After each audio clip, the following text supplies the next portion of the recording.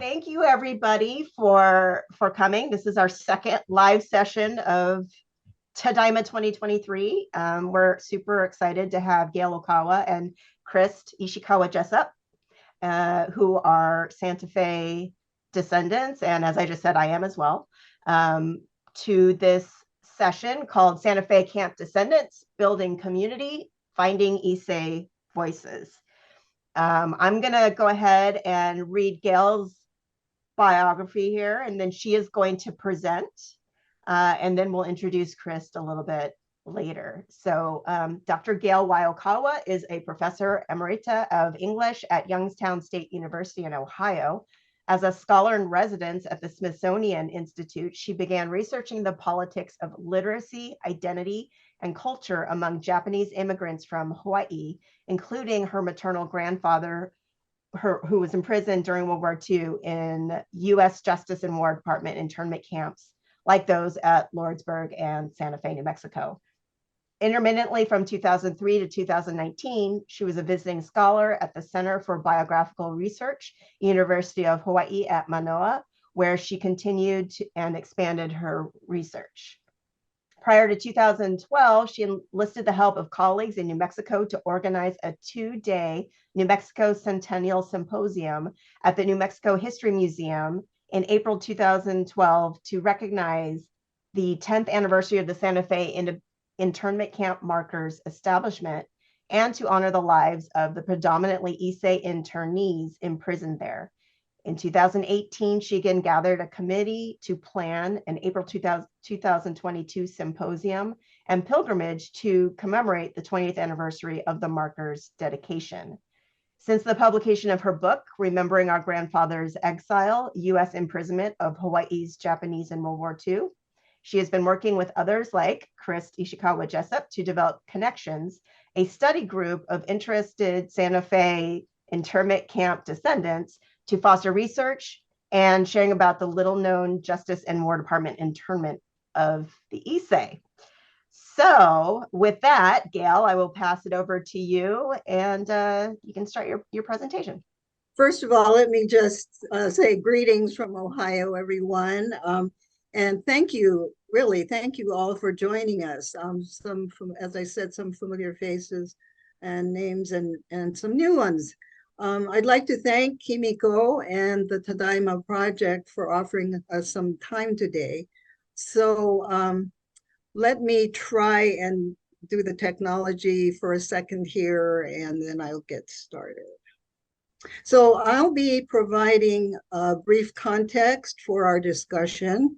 First, an outline of the Issei internment by the Department of Justice. Oops, I guess I have to do that, okay. As opposed to the WWII, which of course most people are more familiar with. And second, a brief description of the Santa Fe Internment Camp. And I'm using the term internment because it refers specifically to the incarceration of alien enemies, which is a term that I'll be talking more about later. On December 7th, 1941, as Pearl Harbor was being attacked by the Empire of Japan, changing the course of U.S. history, of course, my grandfather and hundreds of Issei men across the Hawaiian Islands and the mainland U.S. were arrested as alien enemies, changing the course of their lives and the lives of their families. Contrary to the myth of the sneak or surprise attack that circulated in U.S. propaganda, the U.S. government was quite prepared. The FBI had lists of aliens, surveillance data, and was even preparing incarceration facilities in New Mexico by January 1941. The DOJ and the Army actually had a collaborative agreement by July 1941, so 6 months before the Pearl Harbor attack. But the Issei had normal, not sinister lives. My grandfather was a Christian minister in Wailuku, Maui. You can see him up at the top there smiling with his Sunday school class. There were other clergy, Buddhist and Shinto priests, and Japanese school principals and teachers like Mr. Fuji here with his school children.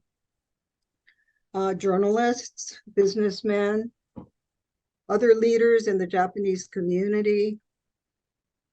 This transfer boat photo reflects their range of occupations, and I'll just introduce you to a few of these Issei men here. First of all, there was Reverend Fujitani, who was a Buddhist priest, Reverend Ikuma, who was a Shinto priest, Mr. Kinoshita, who was a plantation worker and also very active with his children's PTA, Mr. Kato, who was a coffee farmer, Mr. Kawasaki, who was an attorney, Mr. Shigenaga, who was a businessman, Mr. Ohama and Mr. Mizutani, who were both Japanese school principals, like Mr. Fuji. My grandfather, Christian minister, and Mr. Nakagawa, who was also a plantation worker, but as well an entrepreneur and a businessman, and he taught Japanese school or was associated with the Japanese schools. So he was a community leader as well.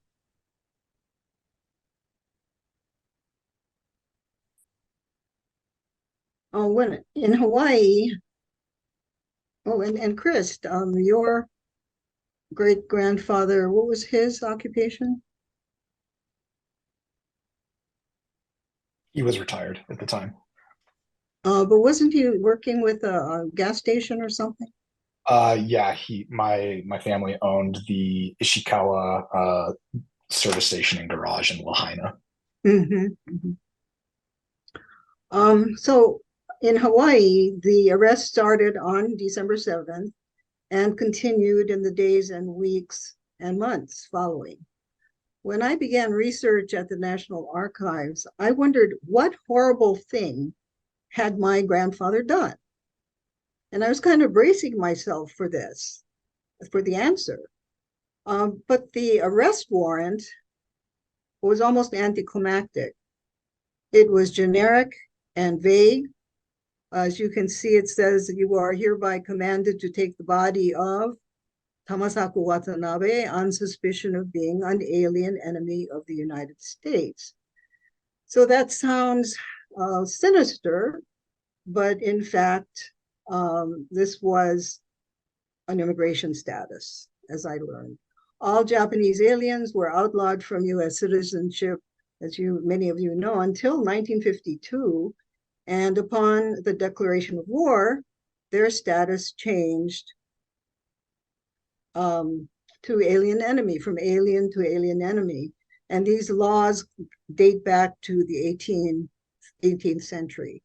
So the Alien Enemies Act of 1918 was based on the Alien and Sedition Act of 1798, and it changed the label immediately from alien to alien enemy with the declaration of war.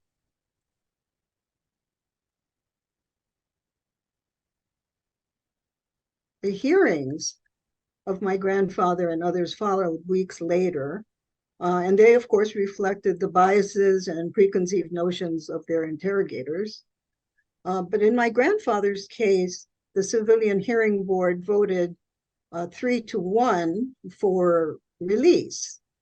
But for some reason, he was sent to Honolulu anyway, and his mugshot was taken. He was incarcerated at the the Sand Island Internment Camp. And these men had to endure this tent living until the barracks were built. So it was very difficult for them. But then 2 months later, the civil judgment was reversed by the intelligence people, military intelligence, the naval intelligence, and the FBI. As you can see at the very bottom here, it says, it appearing necessary, it is ordered that Tamasaku Watanabe be interned. So I imagine that this was the case with many other Issei, same kinds of documents. So some internees were sent to Honolulu when it opened in March 1943, but 10 boatloads of Issei were sent to the US mainland. And these maps trace more than 4 routes. Really, as I talk to different people, I learn more and more about different routes that they were sent to the mainland on. But anyway, to begin with, the first boat was sent from Sand Island to Angel Island, as were many of the early boats. And then that group, the first group, was sent to Camp McCoy, Wisconsin, Camp Forest, Tennessee, and ended up in Camp Livingston, Louisiana. Some of them were sent to Fort Missoula, Montana, before they were sent to Santa Fe. Some others were sent, I think the majority were sent directly to Santa Fe. This was at a much later time. The second boat went from, again, Sand Island to Angel Island to Fort Sill, Oklahoma, to Camp Livingston. And then again, some were sent to Fort Missoula and some were sent directly to Santa Fe much later. The third boat, which is the one that my grandfather was on, and I showed you the photo of the different men who accompanied him, went from Angel Island to Fort Sam Houston. They were there for about 10 days, and the Army changed its mind or got Camp Livingston ready, Camp Lordsburg ready. But they were sent to Camp Lordsburg after 10 days, and they were the third boat was the first group to occupy Lordsburg. Eventually, they were sent to Santa Fe. So as we learn more and more, as we share the experiences of our different ancestors, we can learn more about the different routes that I believe, Krist, your great-grandfather was sent on a slightly different route, right? Yeah, he was Haiku, Sand Island, Sharp Park, and then Santa Fe. Mm-hmm. Yeah, thank you. So this is why it's so important for us to be sharing, because we learn more and more, and we can embellish. We can really embellish the story as the time goes on.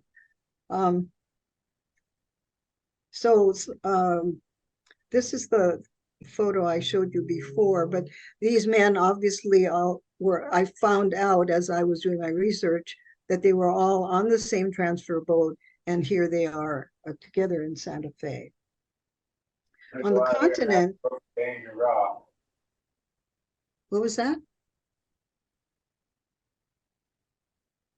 On the continent, the same thing happened, of course. The Issei were arrested on December 7th, sent to jails and other temporary detention facilities. Many West Coast Issei were sent to Fort Missoula up here, and also to Fort Lincoln in Bismarck, North Dakota, before they were sent to either Santa Fe for hearings or sent directly to Camp Lordsburg, and then eventually sent to Santa Fe. Now, Reverend Duncan Williams and his team identified 75 incarceration sites. As some of you must well know, all were represented at the Irecho ceremony last September at JANA. The Santa Fe Internment Camp itself, this is a painting by Reverend Matsuda, who was a Soto Zen bishop, actually, when I met him. He was one of the few Issei survivors internee survivors whom I met. But this is a painting that he rendered, I say, because we found other paintings of the same sort, but with different coloring. Anyway, this is the painting of Santa Fe on my book cover. And you can see here that this was first referred to as a detention station, and then an internment camp later became known as an internment camp, but it was originally a CCC camp, Civilian Conservation Corps camp. Then that was converted to an internment camp and opened in March 1942 to process the mainland Issei. So as I said, many of them came from Missoula or North Dakota. Then it was closed for a while and reopened in June 1943 when the Issei from Camp Livingston, Lordsburg, Fort Missoula were sent there. So this is another view of the camp.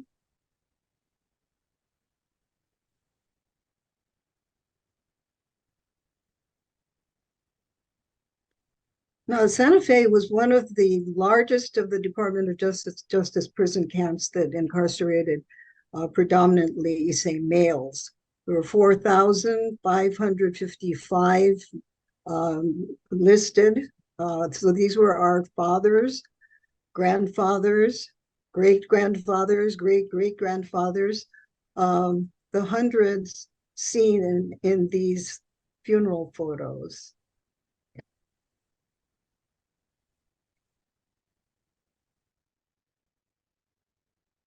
The Issei referred to one section as Uramachi, or uptown, and Shitamachi, or downtown. And it was run by the Immigration and Naturalization Service under the Department of Justice, and basically was patrolled by the Border Patrol instead of the military. But it still had guard towers. This is a painting by another Issei I was able to speak to, Reverend Akahoshi, and you can see that there is a guard tower here, although it's hard to see in the other photos. Theoretically, they were protected. The Issei were protected by the Geneva Convention and had rights. Now, obviously, if they didn't know they had rights, or they weren't familiar with the Geneva Convention, they wouldn't know what kind of rights they did have.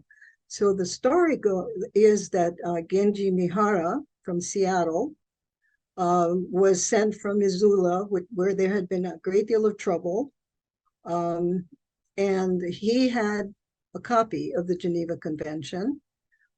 He brought it with him to Lordsburg, and of course they had this English copy of the Geneva Convention. So as the story goes, Reverend Yoshiaki Fukuda and his team translated it in full and mimeographed it, as you can see the cover here, and distributed it to the different barracks, and explained what was there. So this was a very empowering action on their part, and as a reflection of their education and their wisdom. Now, the location was unusual because, unlike some of the WRA camps, which were just, sort of plunked out in the middle of the desert, in the middle of nowhere, this was actually on the outskirts of the city of Santa Fe, and you can see parts of the city on the outskirts of the camp itself. So I include stories on camp life from the Issei and Santa Feans perspectives in my book, if you're interested. Now, Mr. Soga While he was still imprisoned, Mr. Soga, who was a journalist from Hawaii and a poet, wrote this poem.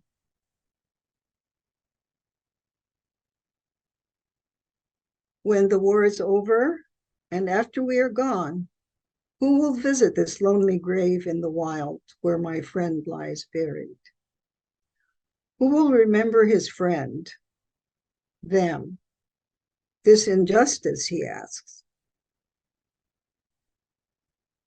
In the decades following World War II, all remnants of the Santa Fe Internment Camp were demolished and replaced by the Casa Solana subdivision. In much the same way, the history of the Issei and their unjust imprisonment was buried until descendants of those internees and their allies in New Mexico sought to establish a historical marker above the internment camp site in the late 1990s. This was to acknowledge the existence of the internment camp and the fate of the imprisoned men. Amid great controversy, misunderstanding, and personal heroism, some of you may know about this historical marker was finally dedicated on April 20th, 2002. I attended the ceremony. I was very honored to be invited to attend the ceremony as a descendant, and it was life-changing for me. However, the marker stood alone with only the occasional pilgrims.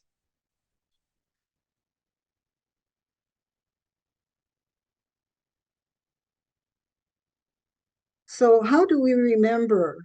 How do we not forget the Issei and their unjust internment? In 2007, I made a 5-year pilgrimage to the marker and also developed ties with the New Mexico History Museum, which became more and more important. And so some of this is what Kimiko read in the introduction to me, but I'm going to go over it anyway. So prior to the 10th anniversary of the marker's dedication, I enlisted the help of colleagues in New Mexico to organize a 2-day symposium in April 2012 at the museum to recognize the establishment of the Santa Fe Internment Camp historical marker and the lives of the predominantly Issei internees imprisoned there. At the time, the CLO project, the Confinement in the Land of Enchantment project, was just getting started and was funded by JAX to focus on the 4 camps in New Mexico. And this produced a wealth of information, a website, a publication, and a traveling exhibit over several years. And I see that Victor Yamada is in the audience, and he may be able to give us specific information about their website and other things. In 2018, I again gathered a committee to plan the April 2022 symposium. I was older but not wiser, but we sought to commemorate the 20th anniversary of the marker's dedication. And this was in the uncertainty of COVID, so it was no small feat to pull it off. This was a 1-day symposium because I had learned that much. But we also organized a formal pilgrimage to the marker. And I hope that you can see, this is the program that we put together, and this is the some shots of the pilgrimage where Reverend Williams and Chaplain Jose Villegas performed blessings to the souls who had been there. Reverend Williams, of course, has his monumental Irecho project to remember and memorialize all those incarcerated unjustly during World War II. So far, producing a book of 1,000 pages, 125,284 names, And I was honored to represent the descendants of the internees who were incarcerated at the Kilauea military camp on the Big Island, and was able to place a stamp next to my grandfather's name. And Krist may tell you about his experience as well. He represented the Sand Island internment camp. The hope is to have each of the 125,284 names recognized with a Hunko stamp. So I hope some of you will be able to get to Janum and make your pilgrimage if you haven't already, and place your name either, the Hunko either under your own name or the names of your relatives. So this now is a critical time for remembering, for not forgetting the Issei. This is Mr. Soga's poem again. But it may be said that my generation, the Sansei generation, may be the last to know the Issei as family members, to have a direct connection to the loss and the insult and the survival. So we're really at a critical turning point in recording this history. And this makes small-scale efforts equally or more important. What families remember, what they know, what they value, especially when they find things in cardboard boxes or trunks in the basement or the attic. So the story needs to be known and understood widely and accurately. Family researchers need support, since there's no history center at Santa Fe like those at Manzanar or Heart Mountain, and hopefully Honouliuli someday. Some of us have formed a study group, as Kimiko mentioned, and we're calling this Connections, the Santa Fe Internment Internee Descendants Group, to ask questions, to do research, to share what we find, perhaps organize a future pilgrimage to the marker as a group, perhaps apply for grants to translate. This is one of our little dreams, to translate the entire series of the Santa Fe Jiho, the newspaper that they published in the camp. So today we can and must remember the Issei and the injustices they suffered, as well as the peace and justice they wished for. Through pilgrimages, both formal and informal, events, research, these kinds of presentations, their legacy is in us and for us to maintain and act on, for only we can bring meaning to such memorials as the marker at Santa Fe. So thank you very much for listening. Hope there are questions. All right, let me introduce Krist. Krist Ishikawa Jessup is a Yonsei historian, researcher, and genealogist from Laramie, Wyoming. He is currently the genealogy program coordinator for Japanese American Memorial Pilgrimages, and is the former research and editing manager for the Heart Mountain Interpretive Center, where he created and built the family research program. Krist is also the curator of the exhibit Parallel Barbed Wire from Heart Mountain to Dachau, chronicling the 522nd Field Artillery Battalion's liberation of Dachau subcamps. He is also a descendant of Sand Island and Santa Fe internment camps. And I will pass it over to you, Krist. Thank you, Kimiko. So I'm going to be doing a little bit different from what Gail did. I'm going to share my family story a little bit. I came to the community just a few years ago. I grew up in Wyoming, very disconnected from the community. Was the only Japanese American person I knew outside of my family. And COVID hit. And I had always known that, you know, we'd had somebody in the camp somewhere. I just didn't know where, I didn't know who. So in 2020, I decided to start researching. And I came across a document a draft registration card that simply said Santa Fe on it. And I didn't even, I knew about the WRA camps. I knew about the incarceration story, but I didn't know about the DOJ story. My background is in Holocaust and genocide, so I just knew kind of the surface level things about the incarceration. And as I began to dig, I started to uncover the story more and more. I found out that, my great-great-grandfather, Masasuke Ishikawa, that he had been arrested by the army. And as I started to uncover the story, I started to kind of see how unusual it was in a lot of ways. And this is kind of what Gail was talking about how there's just so many different stories out there that we just don't know yet. And we want to connect people so we can start sharing these stories with one another.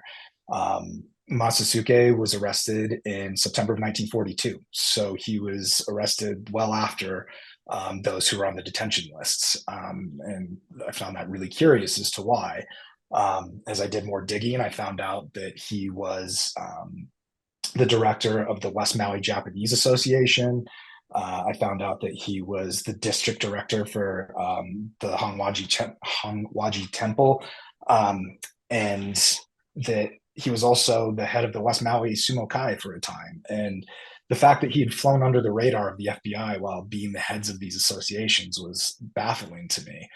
And also being a business owner on the island. And then it came out that a Buddhist priest by the name of Reverend Shuzan Kyokichi Kumagai had turned my great-great-grandfather into the army, to the FBI, and reported him for being a non-loyal Japanese Issei. And his exact quote was, he said of my great-great-grandfather that he was one of the leaders of the Japanese in West Maui, that he was pro-Japanese, and that his loyalty could not be trusted. And this just blew my mind that this was a Buddhist priest saying these things about my great-great-grandfather. Then come to find out that the story just got even stranger, and realizing that he had a son who, Saichi, who had owned a taxi company in Lahaina, had lived there for 30-something years, and on a whim decided to go back to Japan and serve in the Japanese Imperial Army as a translator in China.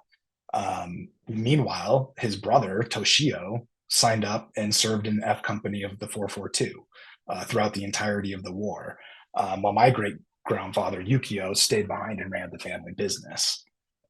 So seeing these stories of families across oceans and on different sides of a war, and my great-great-grandfather being in an internment camp,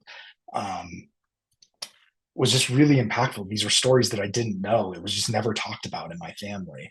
I didn't have these documents to see his pictures, to see his fingerprints, to see how this affected my family in the long run, and losing businesses and things like that, and early deaths from trauma and things like that. So this is a really impactful story to a lot of people. I don't have a connection to WRA sites in my family history, because all of my family was living in Hawaii at the time. And so why do I go into detail about my family history? Because, as Kamiko said at the top, I worked for the Heart Mountain Interpretive Center for about 2 years, year and a half to 2 years.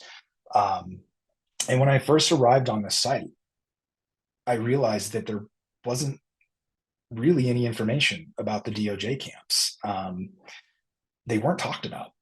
And then I started to interact with my colleagues at the front desk and watching them interact with museum visitors. And visitors would come up and ask, what happened in Hawaii?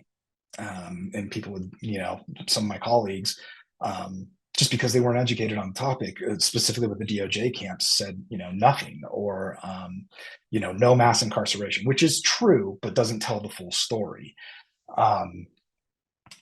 I began to work with them, tell them about the Hawaii story, and tell them about, what happened to the Issei and these DOJ camps, because a lot of times in discussing the WRA history, we can treat the DOJ camps as a footnote. We can treat them as a footnote to Issei's incarceration stories. Oh, they were in Santa Fe, or they were in Lordsburg, or Missoula, wherever they may have been, and then they came to Topaz or Heart Mountain or things like that.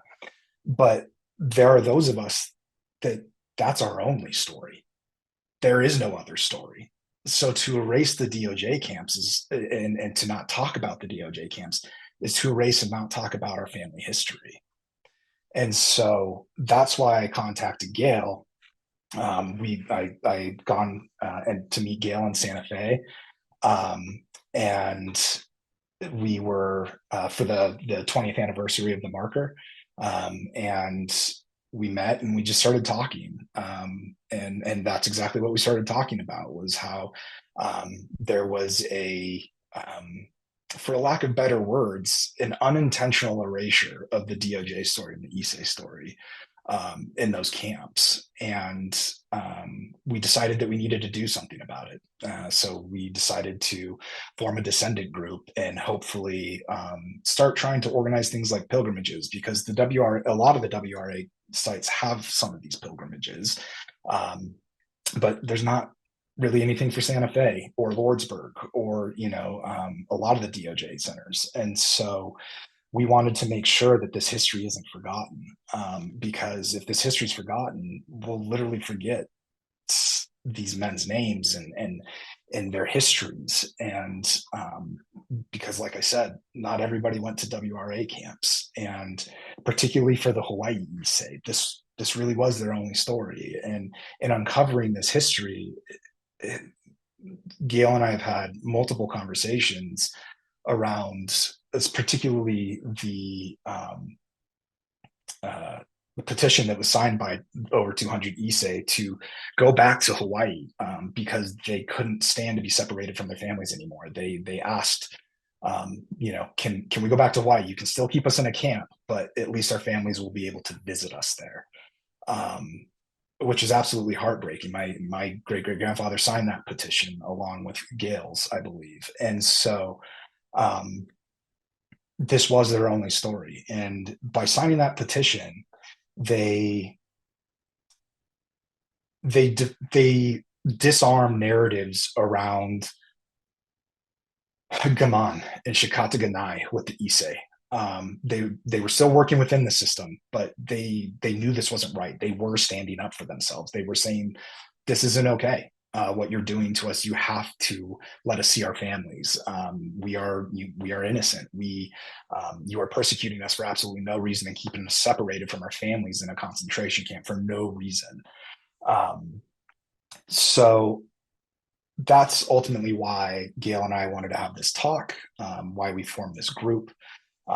Is so that we can start to share more of these stories, that we can start to get a more complete picture of what's going on at what went on at Santa Fe, what went on at Lordsburg, how the Issei were thinking, and what stories might be brought to light that might change how we think about the internment experience, especially of Hawaii Issei and Issei more generally.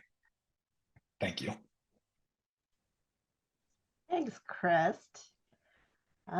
So I'm just going to open the floor to if anybody has any questions. Maybe you can do the raise hand feature. I'm sure that there's a lot of questions out there. There's a lot of people in here in this meeting, which is great. Yes, Edna and Nishimura. Yeah, this is Cliff Nishimura. My wife Edna's grandfather was at Santa Fe, but this question is about my father.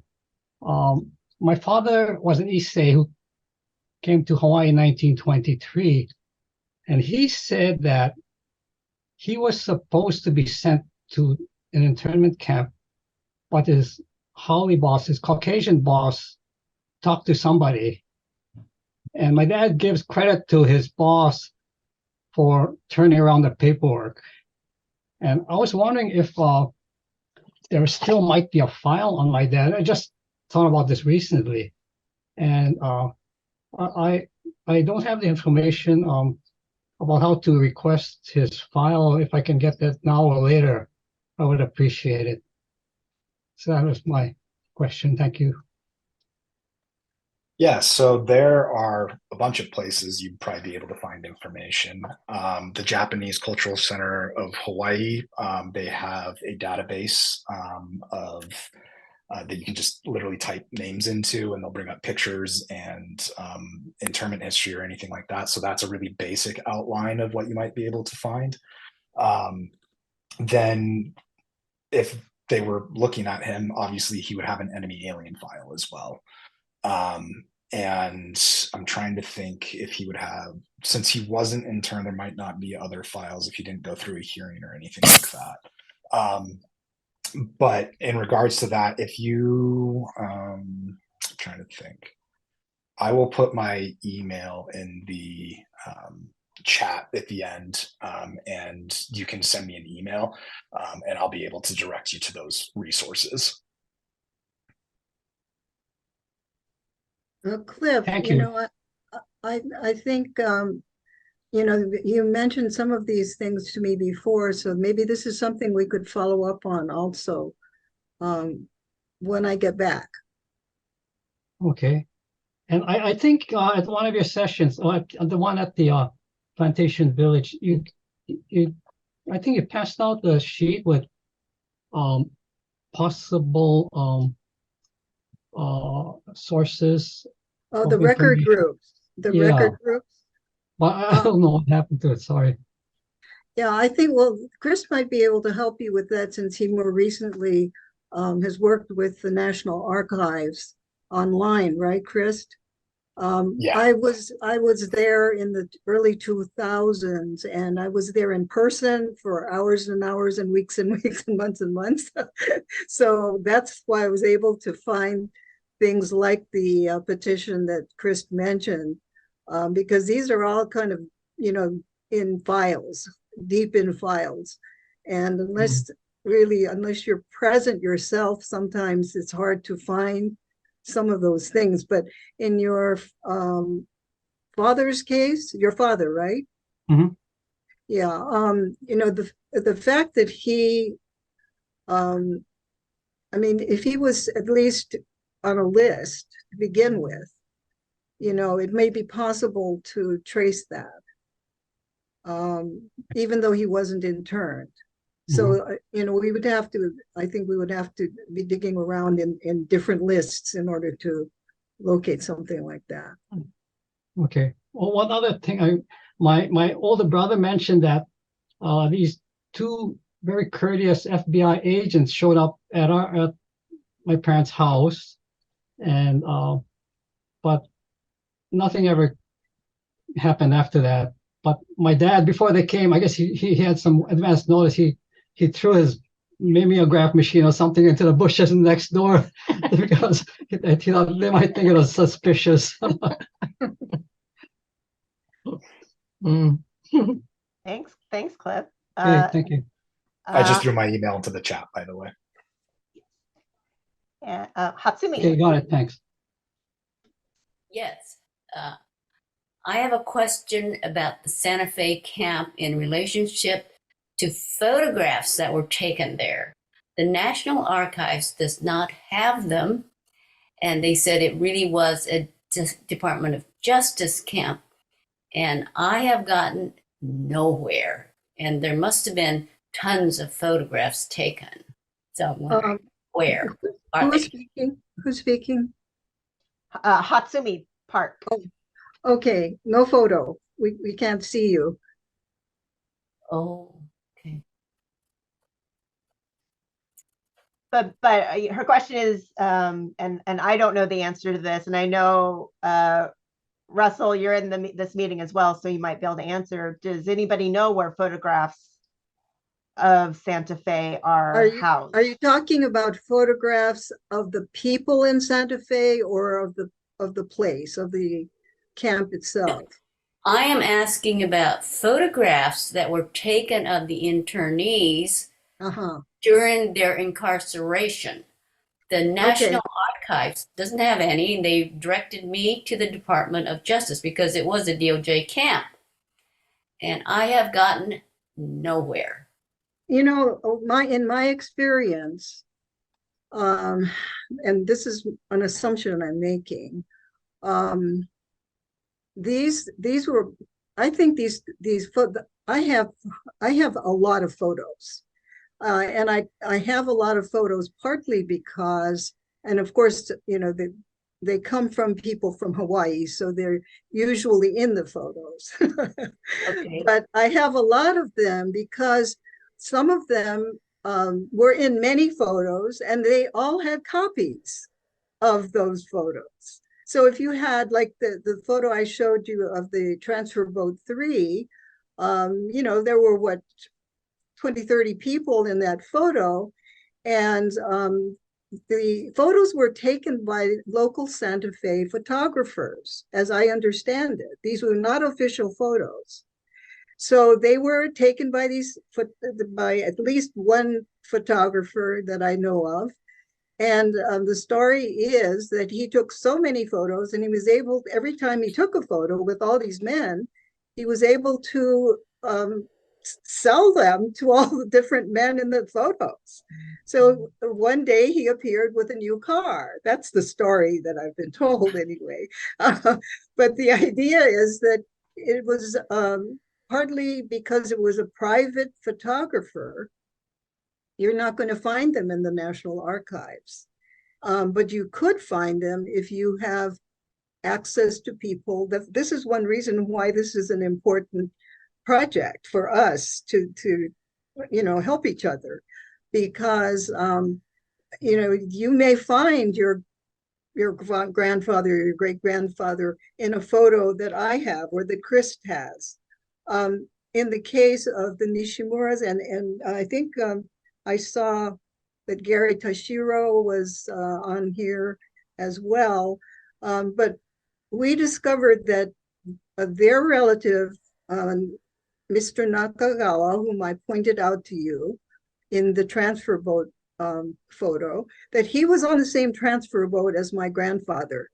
I didn't know that. Nobody knew that, of course, but I happened, because they sent me photos of him, I recognized him in the photo with my grandfather, in the transfer boat photo. And so, because he has a very distinctive look. And so, this is why it's important to trade stories and to, share things. But hopefully that answers your question. I think you have to access photos that people had. Some people had a whole handful of photos. My grandfather had one, the photo of his barracks, but other people had a half a dozen or more. And I was able to scan all of them that I got. So I have a fairly large collection as a result. And it may be possible to share these kinds of things at some future time. So there might be a possibility that a local Santa Fe newspaper photographer took some photos? I don't know if he was a newspaper photographer. I just know he was a private photographer. Okay. And that he seemed, of course, he's long gone, but this is why I'm saying I don't know if there is. I mean, this actually would warrant some research to find out if this person has a collection and that it's in a museum somewhere. This is why it's important, I think, for us to be exchanging our questions. I think it's possible to, depending on what you want to find, it may be possible to locate more photos. Thank you. Does anybody else have photos, by the way? I feel like a lot of people do. This might be a good opportunity to kind of start a place where these could be kind of collected so folks can take a look at them. And I know that Tommy suggested that in the chat, and I said, well, that would be a really great grant application. So if anybody feels like applying for a grant, I think that would be a really great thing to do. Yeah, also one other thing, if the people that is it Hatsumi I was looking for had any connection with Hawaii, the Japanese Cultural Center has a very good collection of photographs. So, that's another source. Okay. They could very well be in those photographs as well, even if they don't have a connection to Hawaii, just because they were in the camp together. Right. So that would be a good place to search one way or another. Yeah. Mm-hmm. And it's possible that, that I don't know if they have them by name or not. I know that for the people who are incarcerated from Hawaii, they do have everything by name, but, for other people, they may not. Okay. Hi, Alice. I wanted to just mention, since we're talking about photos, that our family does have, my sister Mary Albo is here also, and both of us are children of Issei parents from Alaska. And nothing has been mentioned about Alaska, but all the Issei men in Alaska, and I would say there were over 100 of them located in all different areas of Alaska, some in very isolated places. But after Pearl Harbor, every one of them was arrested by the FBI. And it was always in my mind, how do they know where all of these people were? Of course, and I thought perhaps it was the census, the 1940 census that located everybody, and they probably got information from the census. But as far as going back to photographs, our family has a photograph of over 50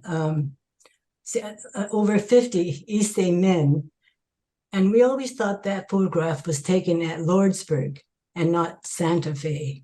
So I don't know, and it seemed to be like it's a group picture, so it almost seems like the Alaskans were assembled for this picture. So I don't think it was a local photographer. I always had the feeling that it was a photograph that was taken by camp officials, but that was just my feeling. I have no documentation to verify that.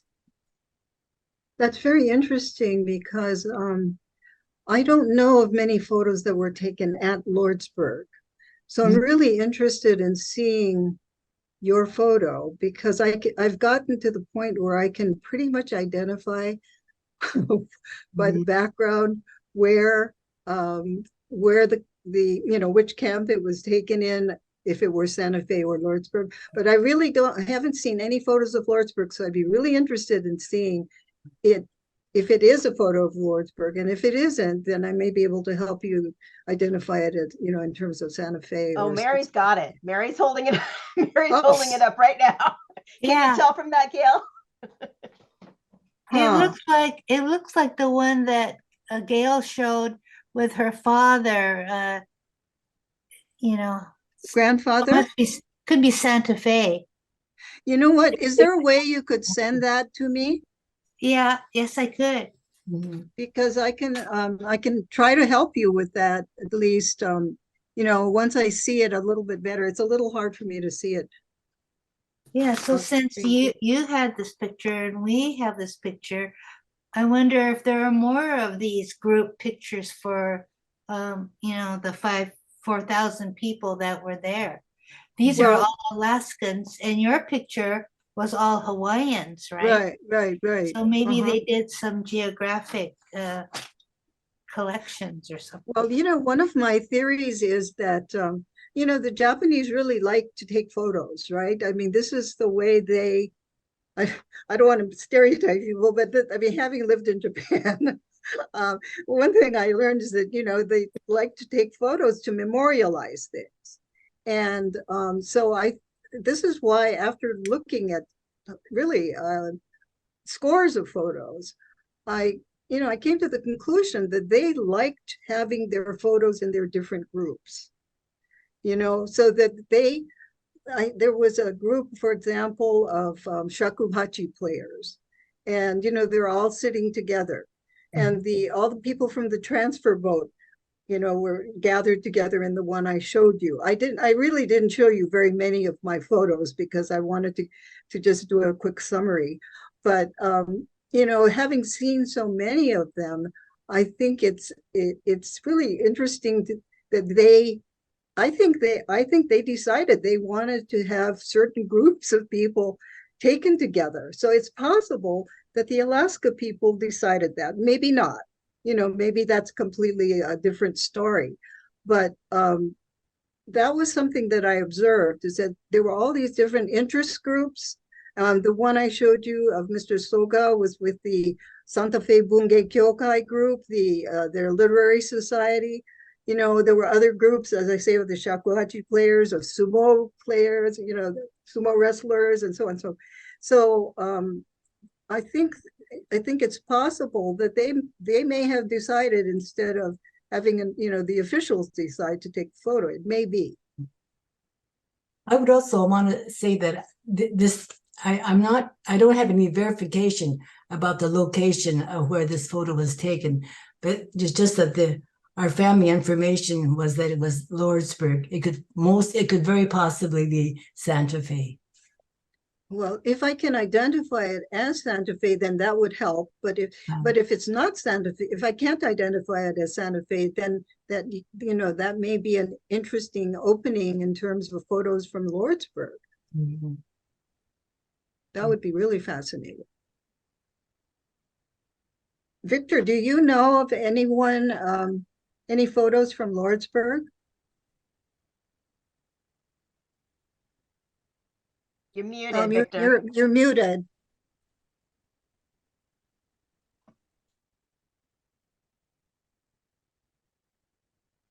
Yeah, I myself do not know what other photos exist from the Chloe project for Lordsburg. So I can't help on that off the top of my head. While I'm talking, maybe I can provide some information. Early, there was a question that was posted about, is there a list of prisoners that were held in the 4 camps in New Mexico? And yes, there is. We, as part of the Chloe project, we did tabulate that. So maybe I can provide that link to that site, which is the website of the project, to Kimiko, and she can add that to a follow-up note. But we do have a list in a spreadsheet that contains approximately 4,500 names, and we feel it's pretty accurate because it's based on what we could gather from the National Archives. So whoever asked that first question, we can provide that link to share that. Yeah, I did. I popped that into the chat, but we will also send it out with the recording of this video to everybody who registered. Thank you, Victor. Thank you. Bob, you have a question. First, I wanted to mention I do also have a picture, a group picture, a large group one similar to the one shown, and my grandfather's in it, and he's from Northern California. So I don't know if that was a group of just Californians or just a group. And again, I don't know if it's Lordsburg or Santa Fe. I was assuming it was Santa Fe, but now I'm wondering. So I'd like to also send that to you, Gail, and have you look at the background and all that. So if somehow we can get your email address or something, I'll take a picture of that and forward it to you. And then if there's a way to share that, I'd love to share it with everyone here too. Great. So I did have it on a slide. okay. Maybe Kimiko can send this also later on. Okay.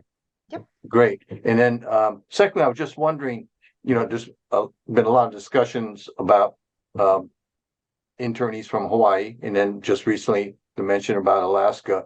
Are there other states represented here with descendants from internees from other states like California? I was just wondering.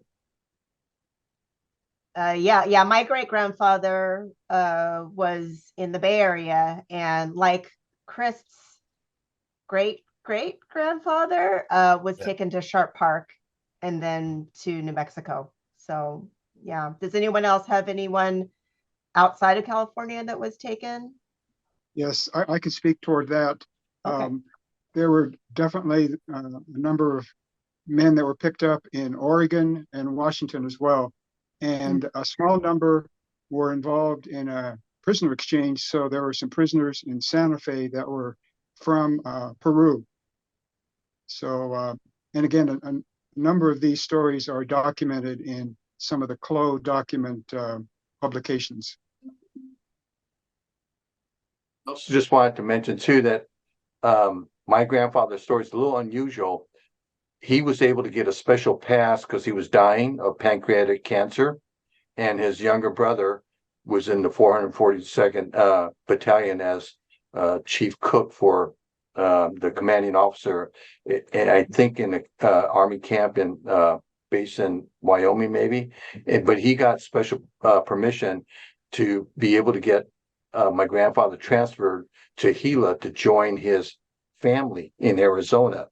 And so this younger brother got a pass to take a train down to New Mexico, and a nurse and his brother and himself, the three of them, were on this one train car by themselves, taken to Gila camp. And then 1 week later, he passed away, but he was surrounded by his family. And he was arrested by the FBI on the streets of Suisun, which is halfway between San Francisco and Sacramento. And then he never got to see his family again because somebody came back to get more clothes for him. And then, but later on, once the family was in Gila, the family was able to get a pass once a month where the my grandmother, the wife, and one sibling was able to travel to Santa Fe for a visitation. In those days, there was no plexiglass, so there was just wire, and you couldn't talk Japanese because cars were coming back and forth, making sure you had to speak English. So my grandmother had to whisper in Japanese to my mom or one of her siblings, so that the exchange would always be in English. So that's my story. Thank you. Thanks, Bob. Nancy, did you have a question? I know you had your hand up before, Nancy Mukai. Did you want to say something? Oh, I just, my grandfather was in Lordsburg, but up to now, I thought Lordsburg was just outside of Santa Fe. And then I just checked the map. I didn't realize that it was a totally different camp. So, you know, if anybody has any information about Lordsburg, I would like to know. And I have my grandfather's journal that he kept while he was in the Lordsburg camp. So I'm in the process of translating that. Great. And Victor, did you have anything that you wanted to add about Lordsburg? Just a bit. And Gail referred to this, that Lordsburg was one of the early camps that opened up in New Mexico.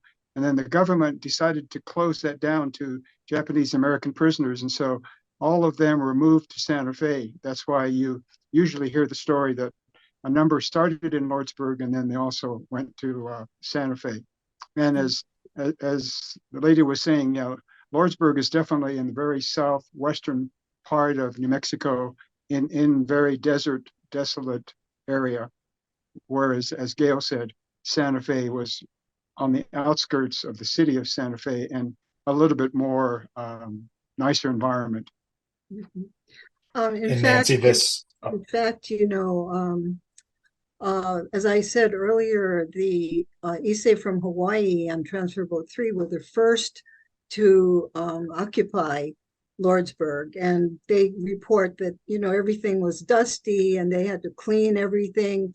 It took maybe a full day, if not more, of all these men trying to clean the place up.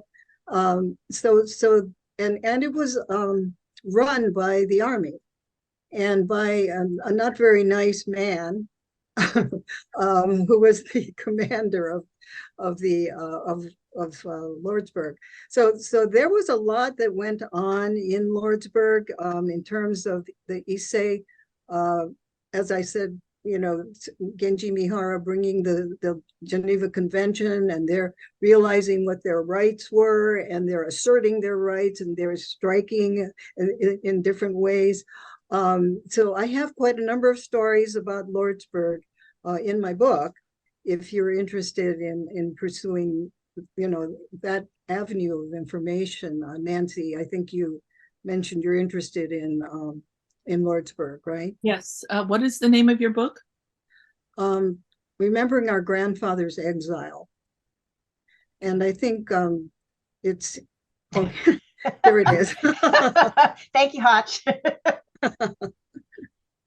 And Nancy, this group is open to descendants of Lordsburg as well. It's not just to Santa Fe. Oh, yeah, It's yeah. basically it's any DOJ camps in New Mexico. Yeah, any so. DOJ camps. Okay. We'll just use Santa Fe as the kind of the key word because most of the Issei ended up in Santa Fe at some time. You know, they were among the 4,000 plus people who were incarcerated there. So Okay. it was just an easier way of, you know, identifying a DOJ camp with something with a specific place. Okay. Got it. And also I just want to make sure, like, Lordsburg has no marker, no nothing there, right? It is just barren land. Yeah, Victor can speak. Yeah, let me add to that. There are historic markers that the local folks, as well as the Chloe Project, developed and installed at the Lordsburg site. So there are markers. There's also a local exhibit that was developed by a volunteer at the Lordsburg History Museum.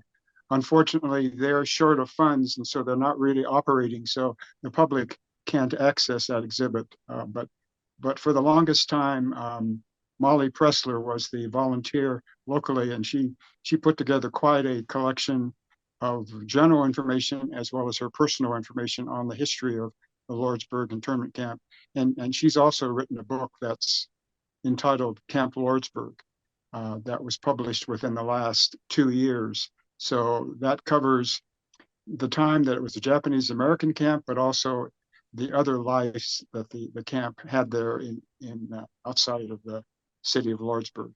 So there's a marker. There are some resources. Unfortunately, it's very difficult to access, but there are some other documented resources that can be accessed. And Also, I have a roster, I believe, from Lordsburg. I'll have to check in my papers, but I think I have a roster so that it would list the people from Lordsburg. But I have to wait till I get back to Hawaii to check in my documents. Oh, yeah, I can verify that because you loaned some of that to us so that we could help do the Lordsburg Santa Fe roster. So yeah, physically Okay, we borrowed that from you a few years ago. Mary? Oh, Mary, you wanted to say something, Mary, really quick? I heard that 2025, the National JACL is having their convention in Albuquerque, which is near Santa Fe. And so people might want to kind of plan a trip there if they want to do research and see the site of the rock at Santa Fe, and maybe drive down to Lordsburg, which I guess is 4 hours away. Mary, you're providing a scoop on that. You must have much more certain information. We've obviously New Mexico JSL has been pitching for that, and we've gotten informal positive feedback from David, the executive director, and so forth. But you've given the scoop, so whoever you talk to, we trust you. Well, I think I got it from Nikki Lewis. But Well, anyway, well, we could hope that it happens. yeah, at this point, let's say that we're pursuing it. We've gotten a lot of positive feedback from National JCL, but it hasn't officially been stated so. Great. And Margaret Mukai, I saw you waving your hand Thank there. you. I was wondering if there's anyone who could help with translation of documents. Sometimes it's in an older Japanese, and sometimes And I think Nancy is my cousin. So, hi, Nancy. I know that has come up as a problem with some of my other relatives, and myself. I have documents that I'm just having trouble getting translated. There was somebody at the Hoover Institute. There's a project there with the what is it, Japanese diaspora, and she will do a quick kind of thing, but nothing in detail. And that's been a few years. But does anybody know of the Japanese Cultural Center of Hawaii does have translation help. I know they've been very overwhelmed, but they have, they do kosekis and things like that. So they do have some people who are able to translate the old Japanese, which is the key thing, right? For what we want to do with the Santa Fe Jiho and, the Lordsburg Jiho and things like that, they're all in Meiji Japanese. Yeah. So it's not, you can't just go to an ordinary Japanese person educated in, right, contemporary schooling and expect them to be able to do this kind of work. So it does take a very specific kind of knowledge, linguistic knowledge, to do that kind of translation. But I know the Japanese Cultural Center does have services like that. So you may want to inquire. I'm sure there must be a few other places, right, on the mainland. Well, later in Tadaima, so I think the last week of Tadaima, we have a session with Lisa Hoffman Kuroda, who worked with Heart Mountain to help translate some of the literary magazines there. And she's going to be doing a session talking about the politics of translating Japanese, but she is one of the people who can translate the old Japanese. So I would say if anybody has any questions about that, feel free to come to her session and ask her directly if she's, if you can hire her or what if she knows any other people that could also help with the translation, because you're right, it is much harder. You can't just have old documents translated by people who speak modern Japanese. They don't, right. They can't read it. So yeah. Oh, and Nancy, you wanted to add something? Yeah, can you write down the information about her seminar or whatever it is you're talking about? Yes, I will do that. And well, actually, while I'm doing that, does anybody else have a question so I can so I can find this out? Anybody? Oh, Joan. I'm so sorry. Yeah. Yes, you have questions. And Gail, as Gail said, I was cleaning my folks' closet and I found 2 sketchbooks by a Reverend Maeda. Oh. And they're Sumiya paintings. And what I'd like to do is give it to somebody who is a descendant of them, or if there is like a museum or somewhere where these sketchbooks, they're beautiful, of the paintings. And so I want to give it to somebody because it's not right for me to have them. Is there a way that you might be able to scan the sketchbooks? Are they too big, too unwieldy? Well, it should be kept as the original. I mean, they're in a sketchbook. So yeah, there's pictures, but you should really have the document. Oh, yes. No. What I'm thinking is, actually some other family members, including the Nishmuras, found their the Issei relatives sketchbook also, and they were amazed, right? Clifford and Edna, and I don't know if the Toshiros are still here, but anyway, they were quite amazed by what they found because they didn't realize their grandfather had artistic talent. So I think this is really important, to try to collect them. Perhaps if you're interested in donating it. Oh, I would definitely donating Yeah. it to the family or to somebody who could. And you're saying this Appreciate was this sketchbook was by who? Reverend Maeda. Reverend Maeda. Do you have a first name? No, but I did go through those archives with the names, and there was a Reverend Maeda at Santa Fe during that time. And it said, well, his name and then occupation, it said Buddhist priest. Mm-hmm. So I figured it was him. But the interesting thing in this sketchbook is this, I don't know if you could see it, but I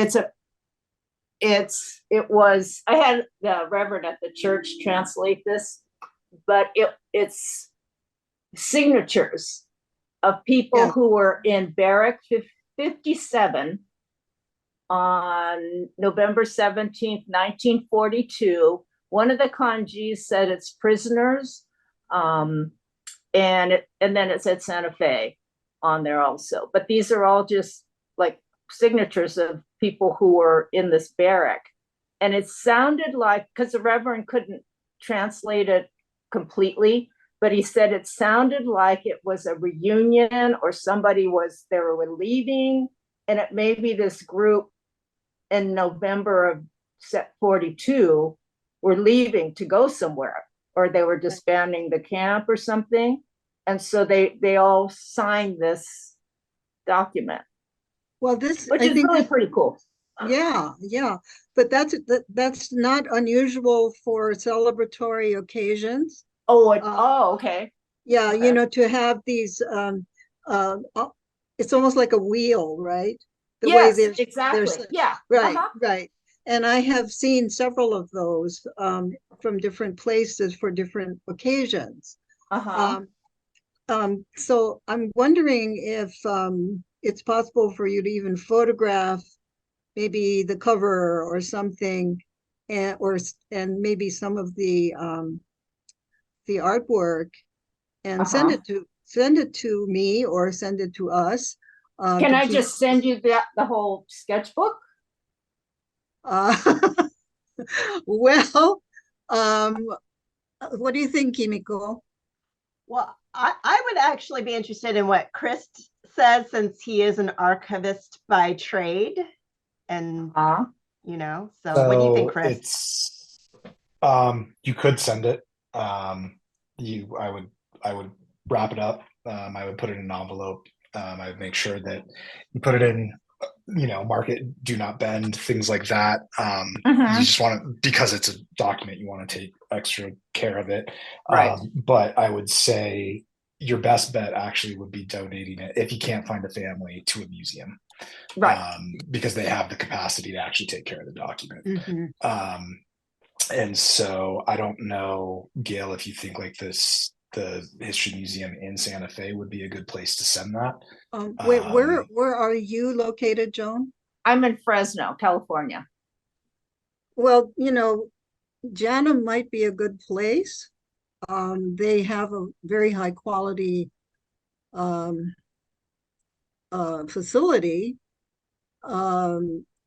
I think they tend to be overwhelmed, but and that's was my understanding. They really don't want any more stuff. Yeah. And that's what I was going to say, is JANM's overwhelmed right now. They probably have a massive backlog in accessioning collections at the moment, where Santa Fe's, the History Museum down there, might be a bit more capable, just because they're a smaller museum, and they may not have as much material that they have a backlog on. Let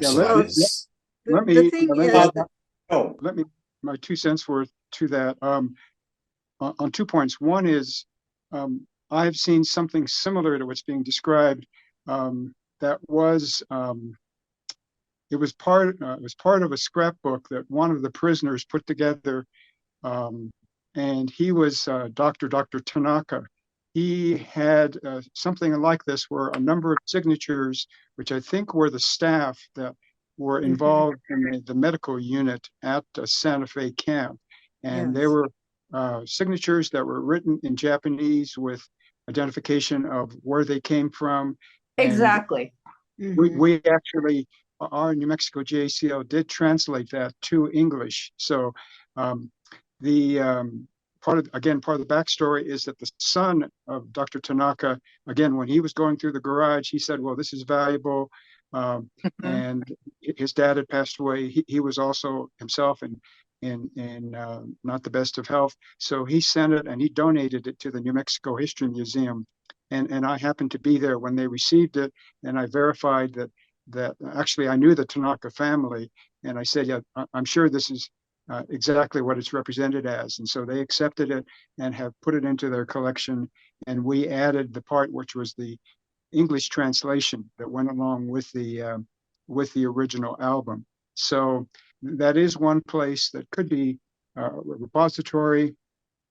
I would be honest in saying that maybe they're not as backlogged as JANM, but they also have very limited resources. And so we have to be careful, and we may have to track that when it's submitted, that it is properly put into the archives at the museum, and it's accessible to the public.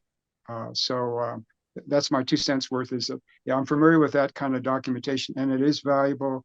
And second, that maybe the History Museum is one, or the New Mexico History Museum is one place to provide that document to.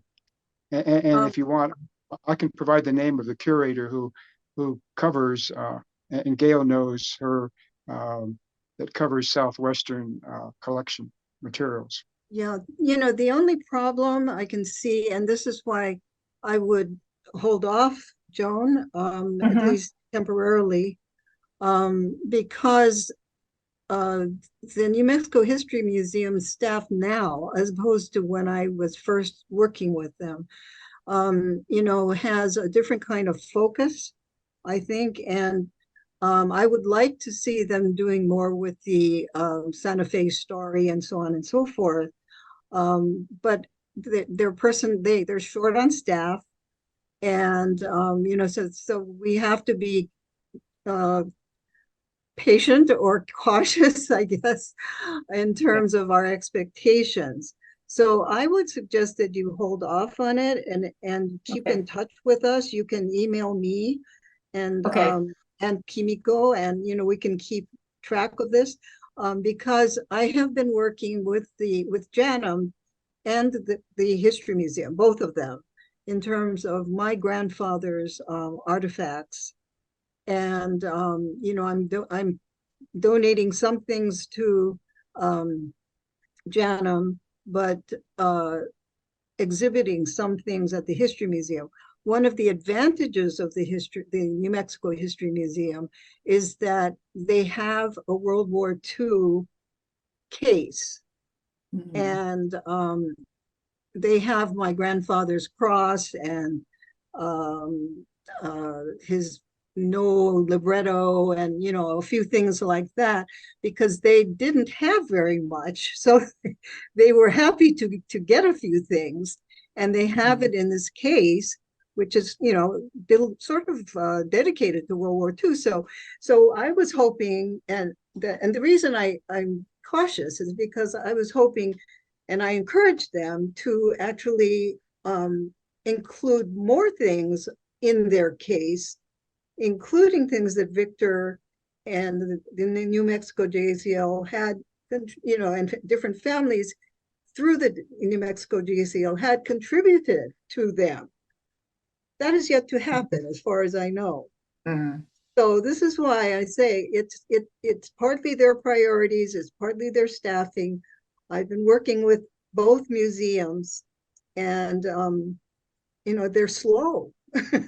Both sides are slow. So if you want to, I know it is precious. It is very important for you to keep it and to maybe put it in, if you can, in a bug-free container. Because the paper can deteriorate and it can also get buggy. So you don't want to be placed in any sort of plastic, because plastic will off-gas and deteriorate the paper. Oh, okay, sorry. So you want to make sure it's not in any sort of plastic material. You want to put it in an acid-free archival folder. And you can find those on the internet. They're pretty easy to find. Okay. And then just make sure it's stored somewhere secure, where it's upright, not laying down, so we're not putting pressure onto the book. Oh, okay. Okay. Joan, has any effort been made to try to find the family of this Buddhist priest? No, because this all kind of just came about probably within the last couple of months. It seemed, to me, it seemed like it would be a good idea to try to find the family first before we even think about, pursuing it in museums or let it be. And if you can't find the family, then I think you might think about, the other route of where it goes. Because I think if it's something that's done by a descendant, done by, not a descendant, but, a relative, could be a grandfather, great-grandfather, that it might be something very precious for the family. And Joan, I know a couple people in this meeting right now who would probably, if they aren't already looking it up on Ancestry, they will be after this meeting. So I'm sure that we can help you find a descendant if that's okay. You wanted to go. And also, so I know that we're right at time, but I want to get Marissa because she has her hand up, and so this will be the last question. But I think the fact that we have so many discussions here just shows that there should be a reoccurring meeting of descendants to talk about these things. But Marissa. I just want to really quickly mention, Joan, I don't know if you saw the comments in the chat by Brig. No. But Densho does scanning of artifacts, and they are very happy to scan them. And they also do meta tagging on the scan data, so you can still probably make arrangements with them to have the your document scanned, but they probably can't keep it.